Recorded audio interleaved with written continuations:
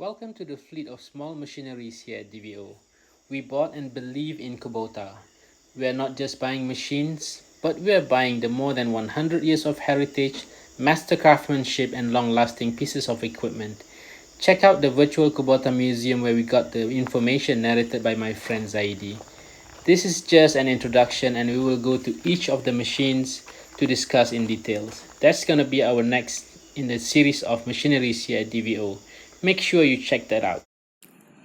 株式会社クボタは1890年にオイデ原子炉によって鋳鉄企業故障として創業されました。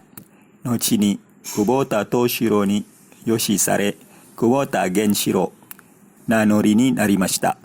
この組み合わせで鋳鉄部品の製造から高品質の小型機械に移行しました。